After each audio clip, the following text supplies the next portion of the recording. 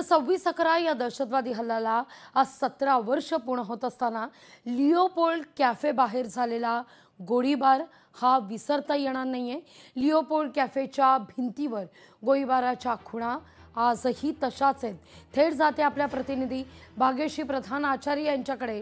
Bhagyashree, Leopold cafe ज्या ठिकाणी 2 दहशतवादी हे घुसलेले होते, बेछूट गोळीबार या ठिकाणी करण्यात आलेला होता आणि यात 10 जण मात्र मृत्युमुखी पडले। हे तेच लिओपोल्ड कॅफे आहे। मी माझ्या पीसीआर टीमला विनंती करीन की ही एक्सक्लुझिव्ह दृश्य आहेत लोकशाही मराठीकडे। ही तीच दृश्य आहेत ज्या ठिकाणी मात्र बेछूट गोळीबार हा झालेला होता। भाग्यश्री, नक्कीच लाघवी, आपण बघतोय की मी लिओपोल्ड जे कॅफे आहे तिथेच उभी आहे।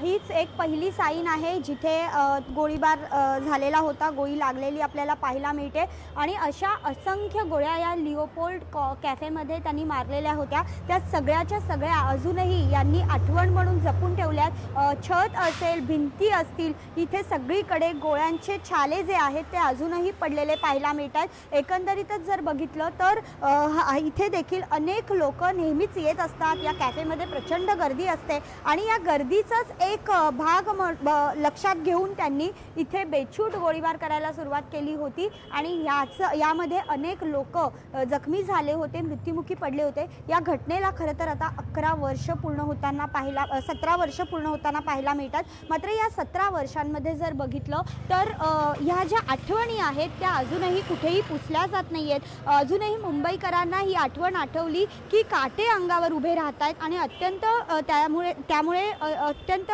भावनिक व्हायला होतोय, कारण हा क्षणच असा आहे, भावनिक क्षण आहे प्रचंड। आणि लिओपोल्ड कॅफे हा अत्यंत गजबजलेला कॅफे असतो। आता देखील आपण बघू शकता की दृश्यांमधनं दिसतंय की आता देखील तिथे गर्दी आहे आणि अशाच गर्दीच्या वेळेला खरं तर रात्र होती, त्याच्यामुळे लोक जेवायला बाहेर पडत असतात। मुंबईमध्ये हा जो एरिया आहे हा खूप हॅपनिंग असतो आणि अनेक फॉरेनर सुद्धा त्या लिओपोल्ड कॅफे मध्ये होते ज्यावेळी हा गोळीबार झालेला होता। त्यामुळे जवळपास 10 जण मृत्युमुखी पडलेले आहेत। नक्कीच यामध्ये जवळपास 10 जण मृत्युमुखी पडले होते। आता देखील आपण बघू शकतो की फॉरेनरची संख्या या कॅफेमध्ये अधिक असल्याचं पाहायला मिळतंय। मोठ्या प्रमाणात फॉरेनर्स जे आहेत ते इथे बसलेले असतात आणि त्या दिवशी देखील अशाच पद्धतीचे फॉरेनर्स इथे बसलेले होते आणि अचानक गोळीबार झाल्यानंतर कॅफेचे जे मालक होते किंवा जे इथे कर्मचारी काम करणारे होते ते देखील गोंधळात पडले की नेमकं काय होतं हे त्यांना देखील समजलं नाही। त्याचे खुणा मात्र त्यांनी अद्यापही जपून ठेवल्यात। पोलवर देखील आपण बघू शकतो की छाले जे आहेत त्याच्या खुणा त्यांनी जपून ठेवल्या आहेत। त्यांच्या पूर्ण छतावर देखील त्या खुणा आहेत आणि विशेषतः काल रात्री त्यांनी इथे कॅन्डल देखील जाळलेल्या पाहायला मिळतात। आठवण म्हणून त्यांनी या कॅन्डल जाळलेल्या आहेत।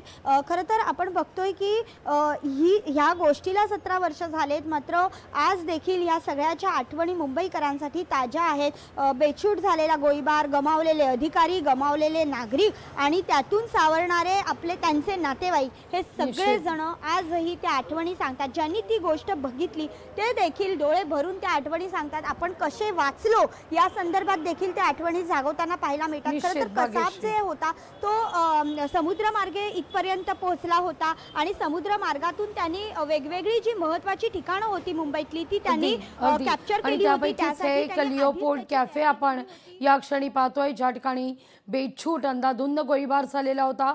या कटू आठवणी आजही या भिंतीवर, या खांबावर, या लिओपोल्ड कॅफेच्या एंट्री पॉइंटवर ताज्या आहेत। या खुणा जपून ठेवण्यात आलेल्या आहेत कारण ती कटू आठवण वर्ष उलटली, कॅलेंडरची पानं उलटली तरी ती कटू आठवण काही पुसून जाऊ शकत नाही मुंबईकरांच्या या मनातून। आणि अर्थातच तो सगळा कटू आठवणीचा एक पट आपण म्हणूया, हा सगळा पट समोर येतो आणि काय तेव्हा घडलं होतं या कल्पनेनं अंगावर शहारा येतो। भाग्यश्री, तुर्तास धन्यवाद तुम्ही दिलेला एकूणच सविस्तर माहिती करता। लोकशाही मराठी ऐका, पहा, जागरूक रहा।